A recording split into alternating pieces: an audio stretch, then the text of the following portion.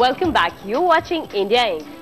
Talking about inspiring entrepreneurs, this man does have a story little different from that of every e-commerce shopping founder.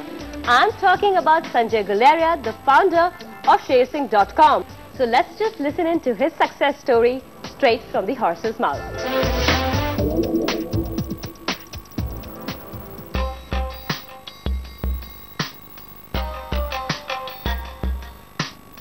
Hi, my name is Sanjay Gularia. I'm co-founder and CEO of Shersingh. Shersingh is India's first globally recognized lifestyle brand.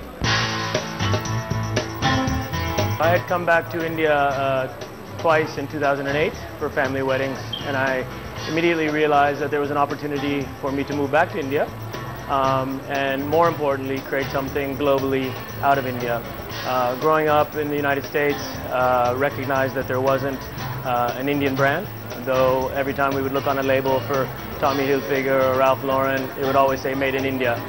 So we decided to take the endeavor, take the plunge, and create India's first globally recognized brand.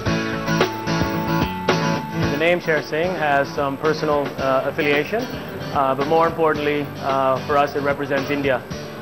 Lions obviously represent pride, and we want this brand to be the pride of India. Our brand concept was that cricket, classic cricket itself, the way it was played and the lifestyle that was lived back in the 60s and 70s was very stylish. So that concept is the brand ethos. So I'm a serial entrepreneur, as they're called. I've sold 2 ventures in the past, created them, raised money for them, and ultimately sold them. This one we bootstrapped. We started with our own funding, typically friends and family. We went out and then got an angel round of financing, and then fortunately had met some VCs, venture capitalists that were quite keen on our story and what we were trying to do, and subsequently were able to raise about $15 million of financing. If you look at the younger generation, they're quite keen on taking advantage of convenience of being able to buy online. If the customer can trust that the product's going to show up, and it's going to show up on time, and it's going to show up with good quality, then I think that more and more Indians will take the plunge. So we've been incredibly impressed with people buying throughout India. We've sold all the way to the Andaman Islands. So for us, it's certainly on the rise, and we expect that to only continue. With India's retail infrastructure being as weak as it is, and especially tier 2 and 3 cities, it really provides a great amount of convenience. So I think that there's a whole ecosystem that has been built out in the last 2-3 years that includes customer service, delivery, logistics, and I think that's important. Also, broadband penetration has continued to increase, mobile penetration has continued to increase. For us, what's important, however, is not only to focus on the Indian market. We actually already sell in the US and we sell in the UK. So we view e-commerce as a great global playing ground.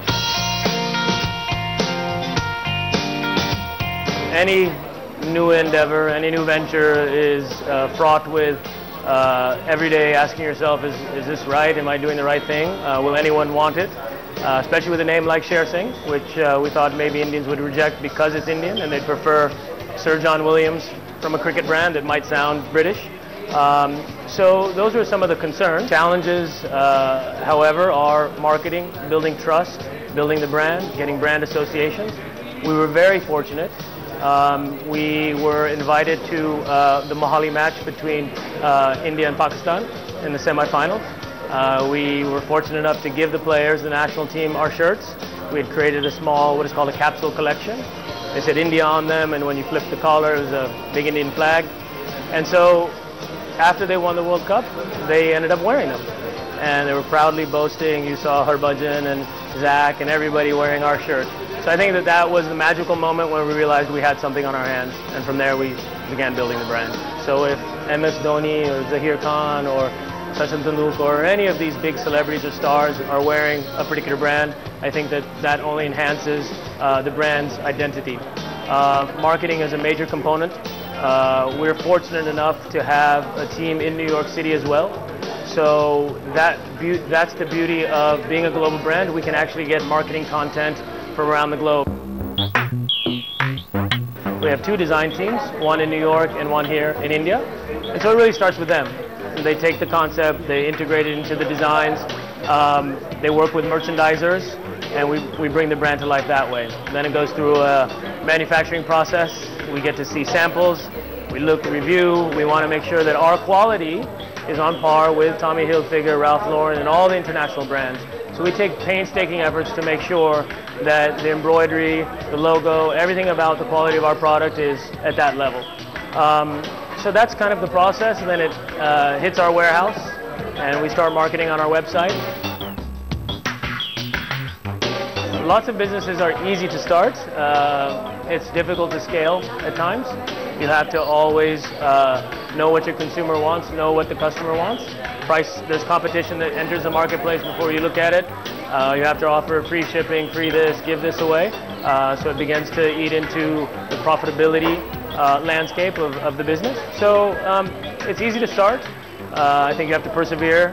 And luckily for us, we have an incredibly passionate team that believes in what we're doing and what we're trying to do. And I think that makes it so much easier. And it's fun.